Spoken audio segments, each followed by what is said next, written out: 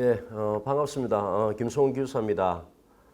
아, 연소공학에 대한 부분들을 어떤 파트별로요, 여러분들 이제껏 시험에 나왔던 걸로 묶어서 이렇게 한번 이렇게 보도록 하겠습니다.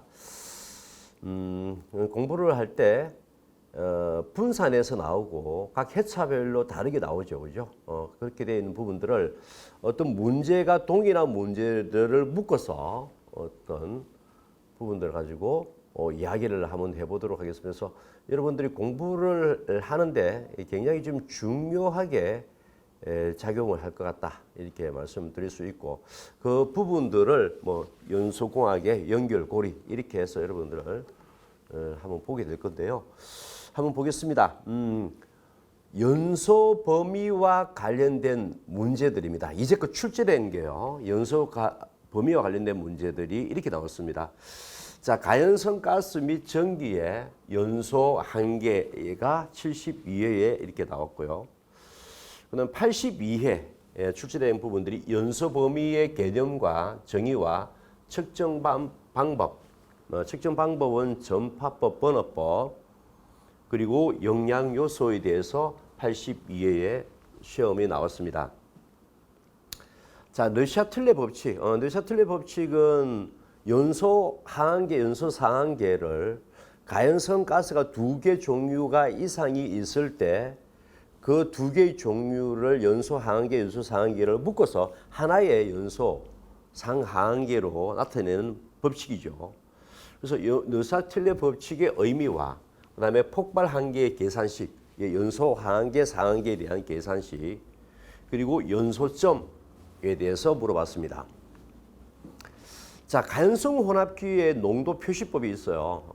거기는 이제 용공비, 공영비, 당량비, 공기비에 대한 어떤 내용들이 있는데, 당량비가 102회에 출제가 되었습니다.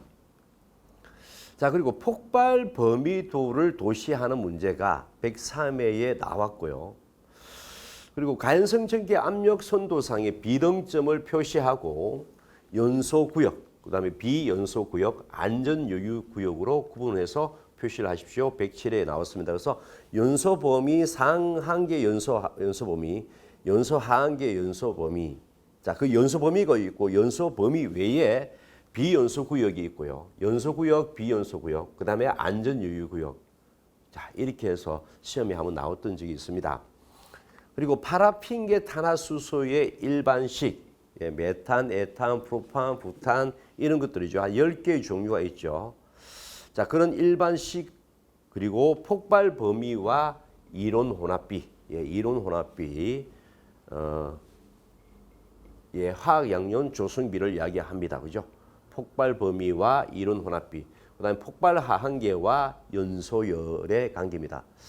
자, 폭발 하한계와 연소열의 관계, 버그스휠러의 법칙 이렇게 되는 거죠. 그리고 공기 중 프로판가스의 다음 사항을 설명하십시오. 연소 범위, 그다음에 이론 혼합비 이렇게 나왔습니다. 자, 하나의 어떤 가스니까, 프로판 가스니까요, 그것은 존슨의 법칙으로 이야기가 되어야 되겠죠. 자, 프로판에 또 나왔습니다. 프로판의 연소식을 썼고요, 적고 화학 양연 조성비와 연소 상한계, 연소 하한계, 채소 산소 농도를 구하고 각각의 의미를 설명하십시오. 이렇게 되어 있습니다. 자, 하나의 어떤 가연성 가스는 존슨의 법칙, 두 가지 이상의 가연성 가스의 연소 하한계, 연소 상한계를 알아보기 위해서는 르샤틀레 법칙으로 해야 되고요. 그리고 연소 하한계에서 산소 농도, 자, 그 부분들을 최소 산소 농도 개념이죠. 자, 그리고 82회에 나왔던 부분들이 연소 범위의 영향 요소가 119회에 떨어졌습니다. 자, 연소 범위의 영향 요소. 자, 이렇게 되고요. 자, 최근으로 넘어오게 되면 화학 물질의 이온도를 정의합니다. 연소 하한계분의 연소 상한계 마이너스 연소 하한계. 자, 아세틸렌 C2H2를 예를 들어 이온도를 정의하고 설명하십시오. 이렇게 되어 있습니다. 그죠? 자, 아세틸렌의 연소 하한계 분의 연소 상한계 마이너스 연소 하한계를 하면 이온도가 되는 부분들인데, 자, 그 부분들 아세틸렌의 연소 범위를 알아야만 풀려가는 그런 문제였죠. 자, 그 다음에 최소 산소 농도의 MOC입니다.를 설명하고 다음과 같은 데이터로 부탄가스의 최소 산소 농도를 추정하시오. 이렇게 되어 있습니다.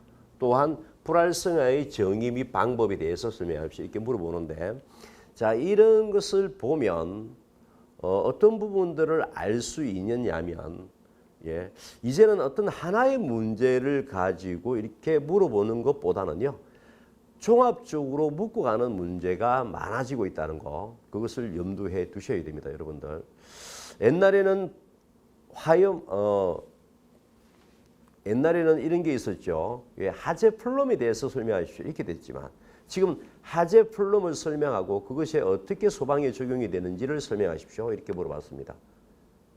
자, 그렇게 물어봤고 감지기를 천장이나 반자에 면하게 설치하는 방법에 대해서 공학적인 어떤 부분들을 가지고 설명하십시오. 이렇게 물어봤단 말이에요. 자, 이렇게 약간의 어떤 기본적이고 기본적인 어떤 이론을 바탕으로 하는 문제와 문제의 두 개 문제 이상을 묶어내는 문제와 이렇게 시험이 나오기 시작하더라. 이렇게 보시면 되겠고요. 자, 가연성 혼합비의 연료와 공기량을 결정하는 방법 중에서 당량비. 자, 이게 지금 가연성 혼합비 농도 표시법이 공량비, 연공비, 그 다음에 당량비, 공기비로 나눠지는데, 자, 이런 부분들을 벌써 이제 두 번째 문제로 물어봤네요. 자, 그리고 프로판 70%, 메탄 20%, 에탄 10%로 이루어진 탄화수소 혼합기의 연소 하한을 계산하십시오. 이렇게 물어봤습니다. 자, 이것은 이제 느샤틸레 법칙으로 정의를 해 나가야 되겠죠. 자, 여기에 보시면 이런 겁니다. 자, 이거 연소 범위에 관련된 부분들 전부 다 총망라 70회 때부터 지금까지 총망라해 봤던 문제들입니다. 연소 범위에 관련된 문제들이 그것을 다시 정의하면요. 연소 범위의 개념과 영향 요소를 물어봤습니다. 그리고 연소 범위를 계산하는 문제를 물어봤네요. 단일 물질, 그다음에 두 개의 가스 이상이 되는 물질. 단일 물질은 존슨의 법칙으로 구했고요. 그리고 두 개 이상의 가스를 가지고 있는 부분들은 느샤틸레 법칙으로 연소 하한계, 상한계, 그리고 MOC의 개념 및 계산. 그다음에 가연성 혼합계 농도 표시법 두 문제, MOC 두세 문제, 연소 범위 계산 문제 두세 문제. 영양 요소 개념 부분으로 한 두 문제 이상 정도 나왔네요. 자, 나머지 화학 물질의 위험도, 그리고 가연성 도표, 그리고 연소 구역 및 비연소 구역, 안전 구역은 각각 한 문제씩 나왔습니다. 자, 이렇게 보면 연소 범위가 어떤 문제로 시험에 출제가 되어 있는 부분들이 확연하게 여러분들 느껴지시죠? 자, 이렇게 해서 여러분들 조금 더 묶음으로 해서 이제껏 출제됐던 부분들을 경향을 분석하고 그 분석했던 부분들을 여러분들 좀 이론적인 부분들을 조금 설명을 해 드리려고 합니다. 자, 그래서 계속적으로 어떤 부분들이 기대치가 좀 더 높다고 하면 여러분들이 봐주시면 연재해서 올리는 방법을 생각해 보도록 하겠습니다. 하여튼 정리하면 이렇더라. 연소 범위와 관련된 부분들을. 자, 정리하면은 이렇더라. 연소 범위의 개념과 영향 요소더라. 그리고 연소 범위를 계산하는 문제가 나왔더라. 그리고 MOC의 개념 및 계산하는 문제가 나왔더라. 그리고 가연성 혼합계 농도 표시법을 물어보는 부분들을 두 문제가 나왔더라. 그 다음에 이제 기타 화학 물질의 위험도, 가연성 도표, 연소 구역 및 비연소 구역, 안전 유익 구역이 나왔더라. 이렇게 보면 여러분들이 확연하게 이제 이 문제에 대해서는 정리가 다 끝날 거예요. 그리고 무엇을 준비를 해야 될 것인지도 나오는 겁니다. 그죠? 자, 연소 범위의 어떤 개념과 요소. 자, 에너지 조건입니다. 예. 가로축은, 세로축은 물적 조건입니다. 자, 이런 부분들이죠. 예. 그리고 미점 곡선, 부하적 비하 곡선, 그리고 연소 하한계, 연소 상한계. 자, 이 부분들을 우리는 연소 범위라고 한다. 자, 연소 범위는 연소 상하한계와 연소 하한계의 차라고 이야기하기도 하고요. 상하한계의 차.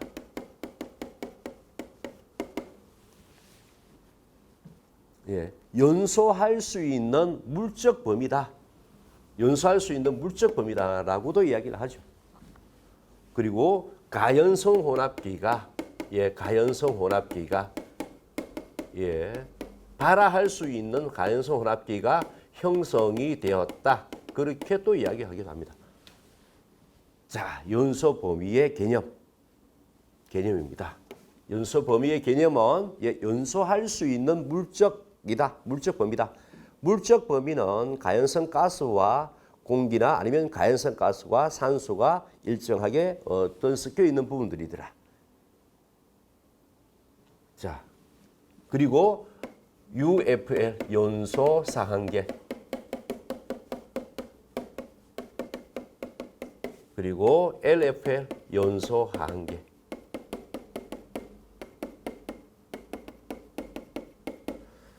자, 표시하기에 따라 다르지만 일반적으로 연소 하한계는요, 최저 농도비라고 합니다. 최저 농도비는 가연성 가스 그러니까 가요물의 농도가 줄어들다가 그 한계점을 가지고 있는 것을 이야기하는 겁니다. 자, 가연성 가스가 농도가 늘어나서 그 한계점을 가지고 있는 부분들을 연소 상한계라 그러죠. 자, 이렇게 연소 범위의 상한계와 연소 하한계 차, 가연성 혼합기가 형성되는, 발화할 수 있는 가연성 혼합기가 형성되는 범위, 그리고 물적 조건, 이런 부분들이 개념이라고 볼 수 있죠.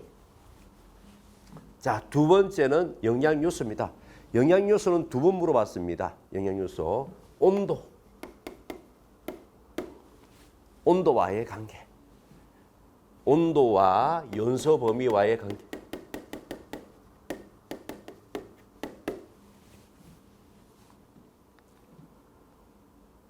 연소 범위, 온도와 연소 범위. 온도가 높아지게 되면, 온도가 높아지게 되면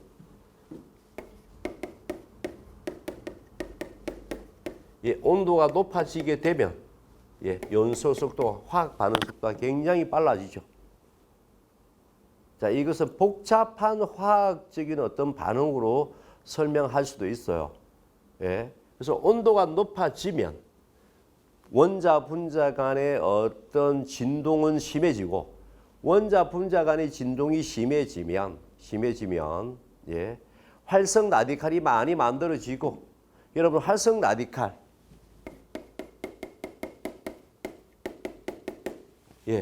온도가 지금 이 활성 라디칼은 이온화가 된 거죠. 극성을 띠고 있는 이온화가 된 상태죠. 굉장히 불안정한 상태의 원자 분자입니다. 자, 이것은 여러 가지 어떤 부분들, 열을 가해지면 굉장히 불안정한 원자 분자로 되는 부분들이겠고, 자, 온도가 높아지면 원자 분자의 어떤 충돌은 심해지게 되고요. 그 충돌은 전자를 탈출하게 됨으로써 굉장히 불안정한 상태의 원자나 분자로 놓여지게 되고, 자, 이것이 산소와 결합을 하게 되면서 열과 빛을 내는 게 연소 과정입니다. 그래서 이런 부분들이 활성 라디칼이 많이 만들어지는 부분들도 온도가 연관을 갖게 되는 거죠. 자, 이게 화학 반응 속도는요, 굉장히 사실 중요합니다. 지금은 연소 범위 관점에서 잠깐 이야기를 하고 있지만, 사실은 화학 반응 속도는요, 화학 반응 속도와 충돌에 관한 어떤 부분들, 그럼 전이 상태 이론, 이 부분들 가지고도 또 문제를 한 3-4문제 물어봤기 때문에 중요한 부분입니다. 나중에 또 다시 한 번 더. 그래서 어떻든 온도가 높아지게 되면요, 화학 반응 속도는 커지고, 화학 반응 속도는 연소 속도가 굉장히 빨라진다는 어떤 그런 개념도 포함되어 있지만, 자, 연소 범위에도 영향을 끼칩니다. 그래서 온도가 높아지면서 연소 상한계와 하한계의 어떤 부분들이 넓어지게 되는 거죠. 자, 두 번째는 압력입니다. 자, 압력이 높아지면서 연소 범위가 넓어지죠. 자, 그리고 촉매, 정촉매냐, 부촉매냐, 정촉매, 부촉매, 그리고 산소의 어떤 양, 산소의 양은 얼마만큼? 공기 중에 이냐, 산소 중이냐에 따라서 달라지죠. 자, 공기 중에서 수소 같은 게 예를 들면 4%에서 70%가 잠깐만 74% 정도 됩니까? 자, 산소 중에서는 수소는 4%에서 94%로 연소 상한계의 범위가 넓어지는 것을 알 수 있습니다. 자, 어떻든 연소 범위의 영양 요소는 2번 정도 물어봤네요. 그 전까지 연소 범위에 대한 부분들이 82회에 그리고 119회에 물어봤습니다. 자, 연소 범위의 개념과 영양 요소가 중요하겠죠. 별표로 치면 한 3개 정도 된다. 2번 정도 나왔고 또 나올 수 있는 부분들이다. 이렇게 보시면서 보면은 되겠습니다. 자, 어쨌든 이런 부분들을 한번 봐야 되고요. 연소 범위의 계산이 있습니다. 연소 범위의 계산은 2개로 이야기를 할 수 있습니다. 2개요. 자, 가연성 가스가 단일 물질이냐 아니면 2개 이상인 복합 물질이냐에 따라서 우리는 계산이 달라집니다.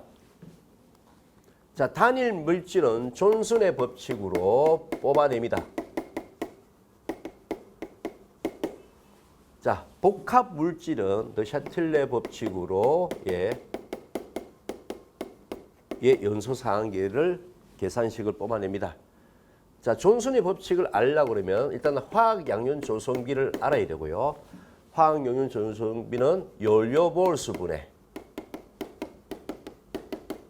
공기 몰수 분의 연료 몰수 이렇게 되어 있습니다. 이렇게 되어 있죠. 자, 일단 화학 양면 조성비를 알아야 됩니다. 연료 몰수, 공기 몰수, 연료 몰수. 자, 여기서 사실은 굉장히 중요한 게 하나 있는데요. 몰수라는 개념은 굉장히 좀 중요하게 다가와요. 이해를 해야 되는 부분들이 있습니다. 자, 몰수라는 개념을 알려고 그러면요, 아보가드로의 법칙을 아셔야 됩니다. 자, 사실 아보가드로의 법칙은 아보가드로의 법칙 하나 가지면 시험에 나오기도 했고요. 사실 이상기체 상태 방정식의 기반이 되는 것도 아보가드로의 법칙이 되어 있는 부분들도 있고요. 그렇다고 그러면은 굉장히 출제가 좀 강범위하게 출제가 나왔다 이렇게 볼 수도 있는 부분들이죠. 아보가드로 법칙, 0도씨 1기압에서 어떤 같은 부피 속에서는 같은 몰수가 존재한다 이렇게 얘기하는 거죠. 0도씨 1기압에서 같은 부피 속에서는요, 부피와 같은 몰수가 있다 이렇게 얘기하는 거죠. 부피와 몰수와의 관계. 자, 몰수. 자, 몰수는 한마디로 이렇게 됩니다. 그죠? 몰수는 원자 분자의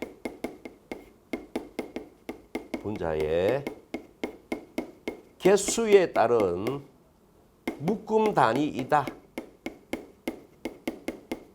자, 이렇게 보셔야 됩니다. 원자 분자의 묶음, 개수에 대한 묶음 단위다. 연필 한 다스는 12개다. 마늘 한 접은 10개다. 그리고 원자 분자의 1몰은 6 곱하기 10의 23승계이다. 자, 이것을 알아야 풀려가는 부분들이 굉장히 많습니다. 그래서 아보가드로의 법칙에서는 22.4리터 안에는 22.4리터의 부피 안에는 어떻게 돼요? 어떤 원자, 분자든 뭐예요? 6 곱하기 10의 23승계가 들어가 있다고 정의를 내렸죠. 어떤 원자든 어떤 분자든 간에. 자, 그래서 몰수에 대한 개념을 알아야 된다. 몰수에 대한 개념을. 그래서 연료 몰수 플러스 공기 몰수분의 연료 몰수의 개념을 뽑아낸 게 화학 양론 조성비다. 자, 화학 양론 조성비를 알아야 그 다음에 뭐가 들어가냐면 연소 하한계와 연소 상한계가 들어갈 수 있습니다.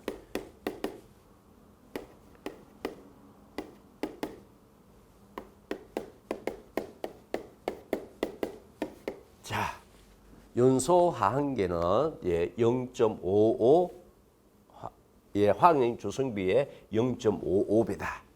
그리고 3.5 CST다. 화학 양용 조성비의 3.5배 정도 될 때의 어떤 부분들을 우리는 연소 상한계라 그런다.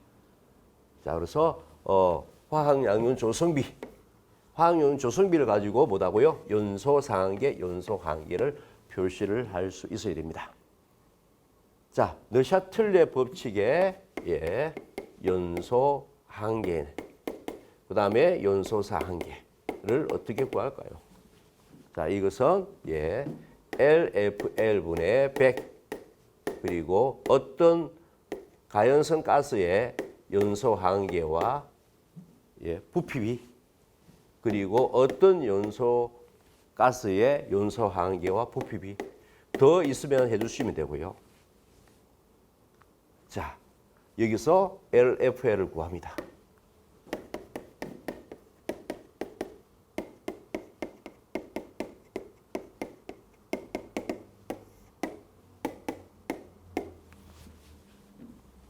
자, 연소 상한계는요. 어떤 물질의 연소 상한계와 부피비, 어떤 연소 가스의 연소 상한계와 부피비. 자, UFL은 U1 V1, U2 V2 그리고 100입니다. 자, 복합 가스에 두 개 이상의 복합 물질의 가연성 가스에서 연소 상한계와 연소 하한계는 느샤틸레 법칙으로 뽑아내야 되죠. 그래서 느샤틸레의 개념도 물어봤습니다. 그죠? 느샤틸레의 어떤 법칙은 가연성 가스의 두 개 이상의 가연성 가스를 연소 하한계와 연소 상한계를 알았을 때 그 복합 물질을 합쳤을 때 연소 상한계, 하한계를 표현하는 것이 느샤틸레 법칙이다. 이렇게 보시면 되겠습니다. 자, MOC가 있습니다. MOC는 연소 하한계에서 에서의 산소의 몰수다. 산소의 농도다. 연소 하한계에서 산소의 농도, 산소가 가지고 있는 몰수다. 산소의 몰수를 곱해주는 거죠. 자, 그래서 어떻든 간에 자, 이런 부분들을 알기 위해서는 일단은 MOC를 알기 위해서는 LFL을 알아야 되는 부분들이고 그 다음에 산소의 몰수를 알아야 되죠. 자, 산소의 몰수를 알아야 되는 부분들은 뭐가 또 필요하냐면 자, 완전 연소 방정식을 아셔야 된다. 완전 연소 방정식을 아셔야 된다. 자, 완전 연소 방정식은 자, 메탄을 자, 파라핀계 탄화수소가 메탄입니다. 메탄은 CH4 두 개만 한번 해보겠습니다. CH4를 완전 연소 방정식을 할 때는 이렇게 O2를 산소 그리고 반응하고 난 뒤에는 뭐예요? 이산화탄소와 물이 생기겠죠. 자, 이렇게 보고요. 자, 여기에 C는 1몰입니다. 그러면 여기에 C니까 1몰입니다. 자, H는 원자가 4개. 자, H2 분자는 2개 하면 H 원자는 4개로 표현할 수 있겠죠. 자, 이 부분들은 1몰의 탄소 원자와 1몰의 산소 분자가 있다는 뜻이고요. 자, 이것은 2몰의 산소 분자와 그 다음에 2몰의 산소 원자가 있다는 뜻이겠죠. 자, 2몰의 산소 원자는 다시 뭐예요? 산소 분자와 동일합니다. 이렇게 표현할 수 있죠. 그래서 산소 분자 1몰과 산소 분자 1몰을 더하면 반대로 이렇게 산소 분자 2몰로 되겠죠. 자, 여기서 LFL 구하고 그리고 O2를 구해서 2몰을 넣어주게 되면 MOC를 구하게 되겠죠. MOC는 가연성 가스에서는 일반적으로 10% 전후가 되고요. 그리고 분진에서는 8% 정도 전후가 될 겁니다. 자, 여기서 또 프로판을 잠깐 한번 해볼까요? 프로판. 자, 무조건 일단은 뭐예요? 반응, 산소와 반응한다.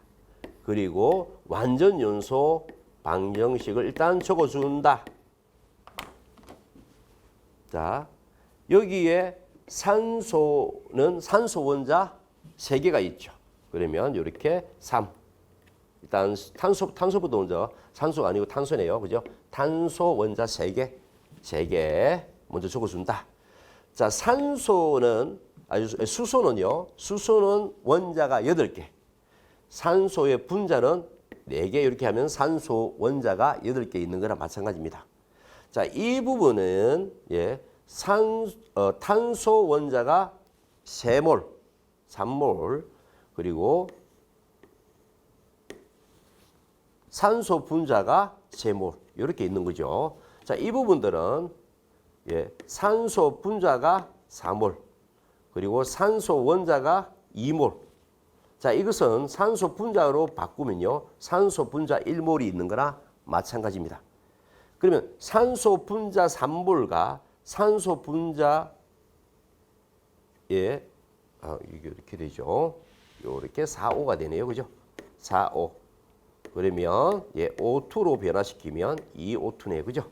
그러면 산소 분자 2몰과 산소 분자 3몰 더하게 되면 5몰이 되죠.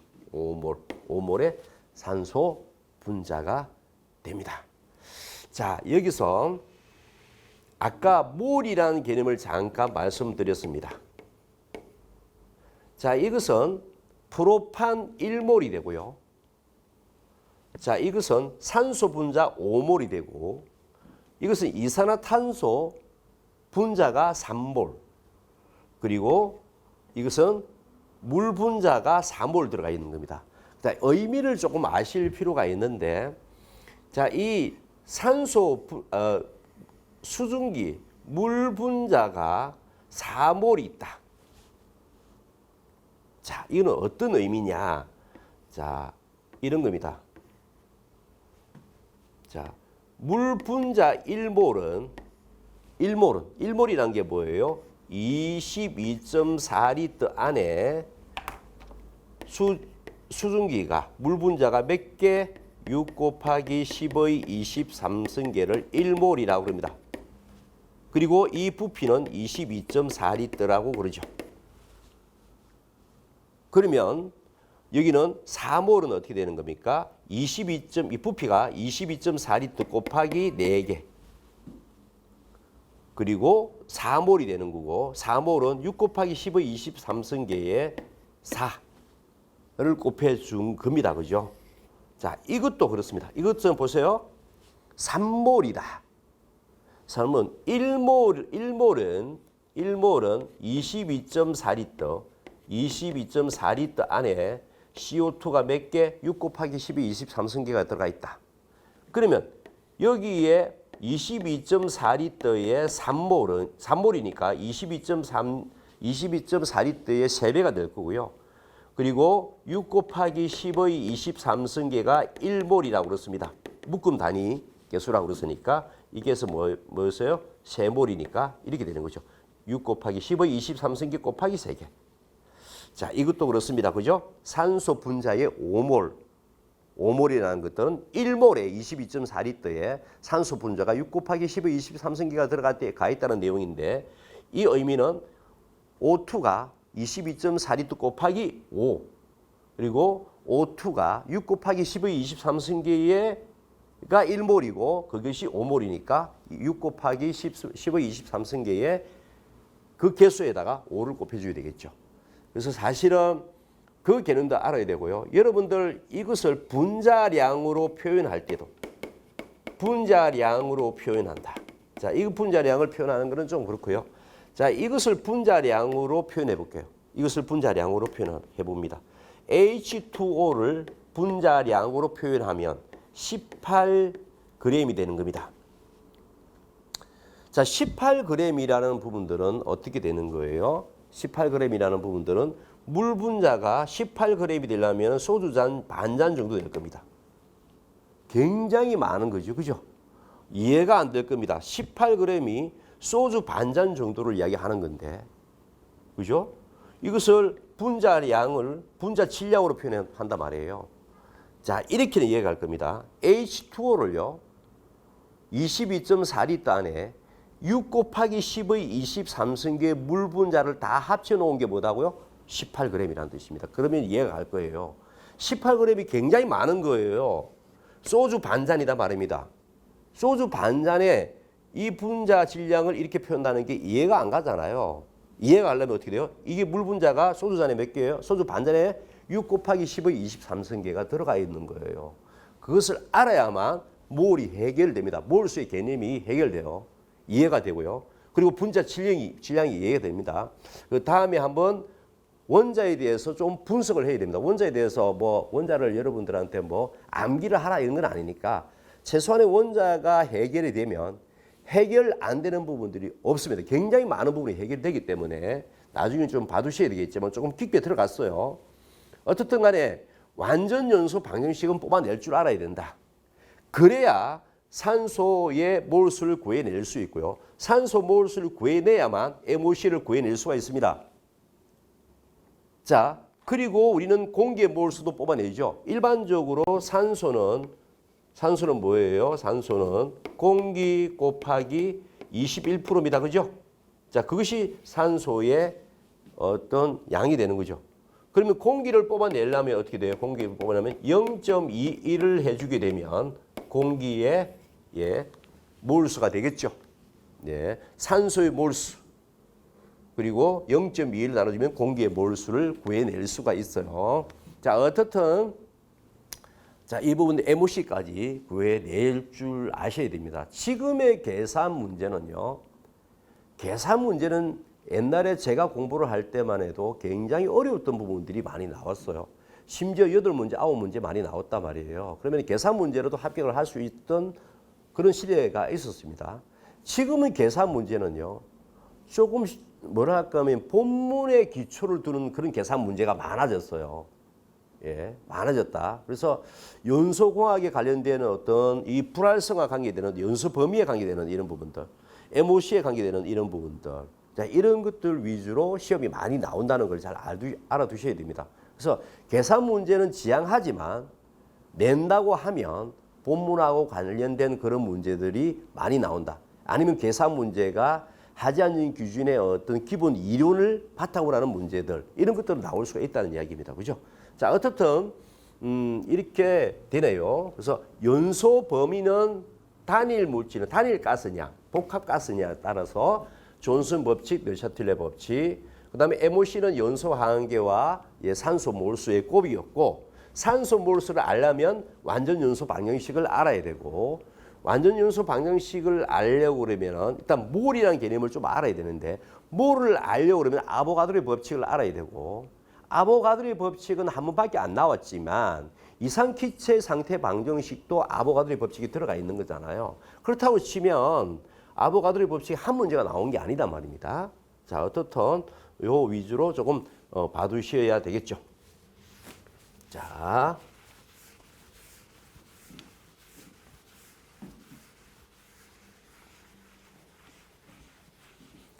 가연성 혼합기의 농도 표시법입니다.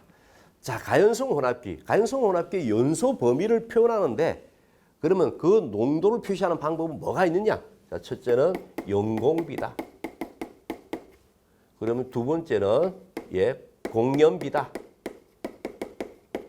세 번째는 당량비다. 네 번째는 공기비다. 여러분 그렇잖아요. 어떻든 간에 연소 범위를 표현하는 데 있어서 연료와 공기를 가지고 표현할 수 있죠. 연료와 연료 질량과 공기 질량을 가지고 표현할 수도 있어야 되고요. 또 반대로 공기를 분자로 두고요. 그다음에 연료를 분모로 두고 표현할 수도 있죠. 자, 당량비는 실제 연공비, 그다음에 이론 연공비 이렇게 되는 거죠. 그러면 실제의 연료와 공기의 질량비, 그리고 이론적인 연료와 공기의 질량비. 자, 이 부분이 만약에 일반적으로 이 당량비가 크다. 파이가 1보다도 크다. 이 이론 연공비, 이론적인 어떤 공식에서 나오는 부분들하고 비교해서 크다고 하면 어떻게 되겠어요? 연료비는 높고요. 공기비는 낮죠.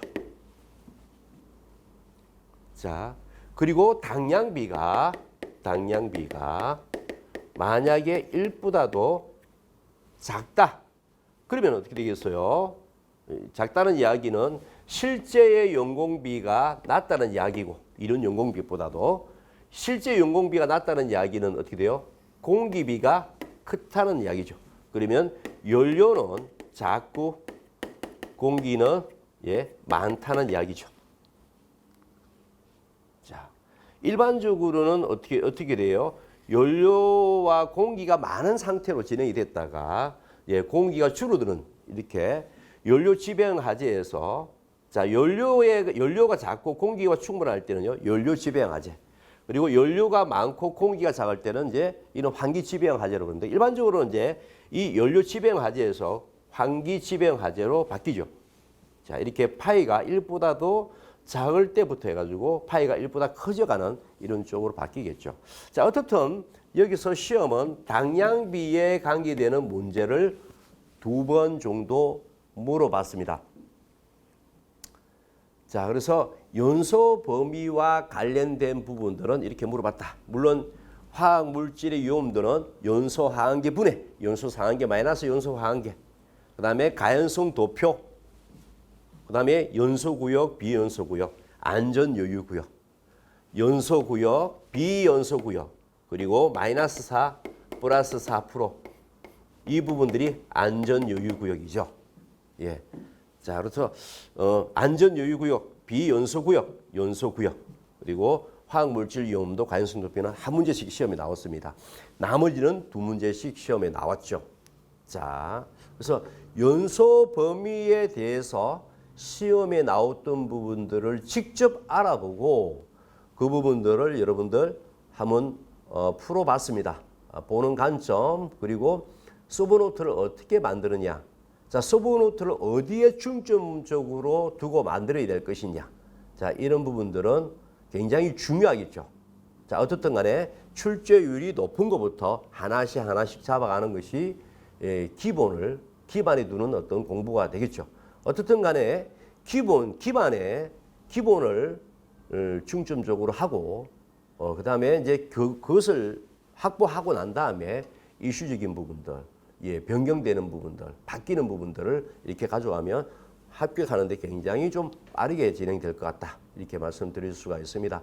자, 오늘은 잠깐 연소 범위와 관련된 문제들이 어떻게 출제가 되었고, 연소 범위와 관련된 부분들이 어떻게 풀어가는 것이, 어디에 중점적으로 두고 공부를 해야 될 것인지를 한번 봤습니다.